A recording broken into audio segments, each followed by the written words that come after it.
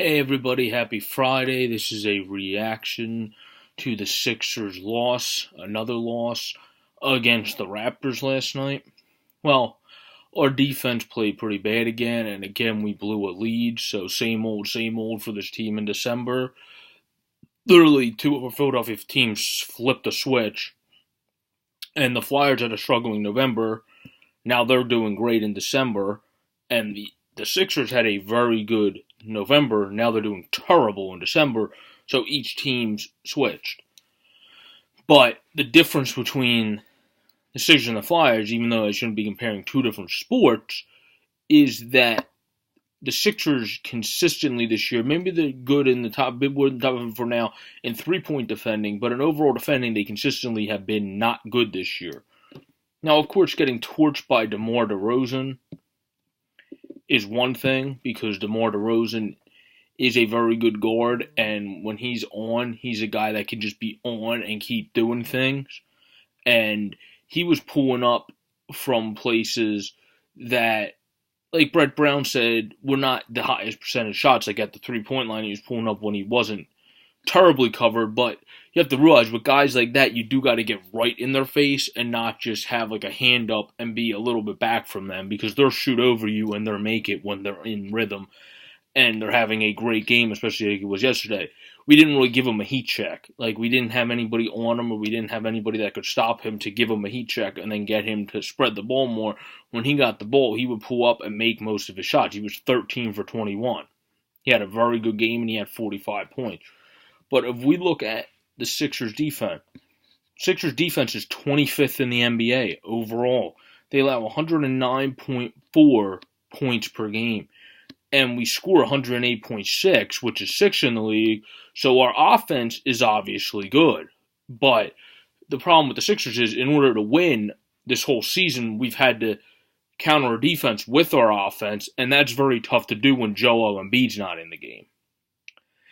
Obviously Ben Simmons, yeah, he's great himself, but when we have Joel on the floor, we can spread the ball more, we can create more plays, and we have a big go-to guy to get at the foul line when we need those foul shots, because we barely even got to the line against the Raptors. Raptors got to the line over 20 times, I believe, and we got there like 10 times at most. So we didn't even create a lot of extra points for us, easy points, as they would say, by getting to the line and getting some free throws. We did start to do that at the end, but we did it when it was too late. Now, our defensive rating fluctuates between 14th and 15th in the league, where our offensive rating fluctuates between 16 and 17 in the league. And then, just trying to see what this one thing means. Well, we're a good rebounding team. Like Brett Brown said, we have been a good rebounding team the whole year. The problem is, most games we rebound much better on one side than we do the other. So, like, one game would be great at offensive rebound, but suck at defensive rebounding. And then some games we just suck at both. Like, yesterday we were not getting enough rebounds in general, but we got some in the offensive rebound. Like, Holmes got some. Amir Johnson actually got a few, which is surprising because he's been struggling mightily all year. But obviously Embiid also helps drastically with that situation. He's one of the best rebounders. He's the best rebounder on the team, and just gets boards with the best of them. And we really miss him. And it's likely, if I would have to predict, obviously I'm not definite, but I would say he's probably not playing tomorrow, because they're likely trying to save him for the Christmas Day game, the national televised game on Christmas Day. But Porzingis also was activated by the Knicks, so that game's not going to be easy, because the Knicks are still 3 games above 500, and they won some of these games without Porzingis. They've just been finding ways. Michael Beasley had a great game the other day. People have just been finding ways on that team to get it done. And the Sixers can take no team for granted right now with how their defense is playing. But they especially can't say, oh, the Knicks mostly rely on him, because now it's proven they don't just mostly rely on him. Because the Knicks actually have better stats without Porzingis than the Sixers do without Embiid. It's significantly better for the Knicks without Kristaps Porzingis, who you would definitely say is their go-to guy when he's in the game, than it is for the Sixers, where our stats drastically drop off without Joel Embiid. So they really have to come in and play well in the Garden on Monday, but that's looking far ahead on Christmas Day. But they have to play well on the road now against Toronto, which is 10 times harder than if we could have got the W at home. The Sixers defense just needs to shape up. They need to guard the three-point line better. Hopefully Redick's back tomorrow. Hopefully they don't sit him out just because they want to rest him to Christmas, because he has a day on Monday on Christmas Eve, or on Sunday on Christmas Eve before Monday. So if he's able to go, they should put him in the game, because we obviously could use all of the three-point shooting we have and to get it done, because right now we're allowing too many threes and we're allowing too much buckets on the other end that we have to counter it with threes of our own. But when you don't have the best guy in Redick on the floor, it makes it more difficult. Covington finally bounced back and had a good game yesterday when he's been struggling the past couple since coming off of his injury. And Wildcat Rowe made a clutch three, but he's not the really good three-point shooter. And obviously having Fultz come back, if he comes back in 2 or 3 weeks, he was a good shooter in college, so you would hope that the only reason his shot was struggling and the only reason he changed his formation was because of his injury. But that's also still based off of assumption. So we have to hope Markelle Fultz comes back strong and better than ever after this injury, and we're operating off of the assumption that all of his, which is a good assumption to operate on, don't get me wrong, it's probably because he was injured how he was playing. But that doesn't mean he's going to come right back in and tear it up after coming right off an injury. It would be great if he does. I hope he does. And I hope he gets back to his shooting the way it was in college and not the way it is now. Because right now, he's really struggling.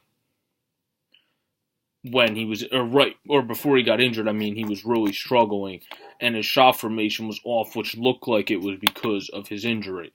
Now, right now, who's really struggling on the Sixers, game in and game out, has been Johnson, but apparently Booker wasn't able to play as much as we would have liked yesterday because of an illness. He wasn't feeling well, so they didn't want to push him. So, Sixers just need to have a lot to figure out. They need to figure out when they're going to put these guys in, because Fultz's shoulder cleared up and he's not in any pain, and they're reevaluating him in 3 weeks. No offense, I'm not a doctor, but it doesn't take 3 weeks to reevaluate somebody when their shoulder isn't sore anymore. Most teams would do that in a week or so and get them back on the court, not say, oh, you feel fine. It takes 3 weeks. Look at the Packers. They put Aaron Rodgers back on the field. He clearly wasn't in good football shape when he was back on the field. He threw 3 interceptions and underthrew many people and overthrew some. And then they put him back on the IR after the game. Obviously, you don't want that to happen with Fultz, but it wasn't that Rodgers got re-injured, just that they brought him back to try to save their season. The Sixers are not at that point yet, but they need somebody to come back that will provide a big spark, and obviously a guy like Fultz is a guy that can come back and provide a big spark with a lot of energy, a guy that can shoot when healthy if you go off of his college days, because he was never healthy since he's been in the league, in the NBA, and hopefully when he comes back that helped. Hopefully Embiid's able to go tomorrow, but that's a big if, and then hopefully Redick's able to go tomorrow, which probably is also a big if. So hopefully the Sixers can come out and they don't blow another lead, because that's the most frustrating thing. The Raptors, we were projected to lose, obviously, without Embiid and without Redick. But when you're up by 20 points at a point in the game, you don't want to lose a game like that. They just keep losing these games that are annoying ways to lose. I would rather have them lose by 10 and lose their team and say, okay, well, we weren't supposed to beat this team, rather than get frustrated when it looks like we're going to win at one point and then we just suck all of a sudden. So hopefully they can finally get going, get out of that bad mindset, much like the Flyers had to dig themselves out of, and once they get out of that mindset, they should start kicking on all cylinders again, but that's a big once they get out of the mindset, and they need to do that themselves. Only they can do that, and the coaching staff can do that. So the coaches need to step up, and the players need to step up to bring the locker room together and play better and play better defense, especially, and play more like a team on the defensive end, which they have not been doing.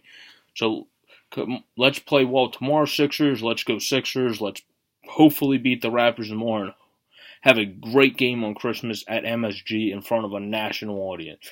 This has been a reaction to the first of the two Sixers and Raptors games. The next one's tomorrow at 5 o'clock.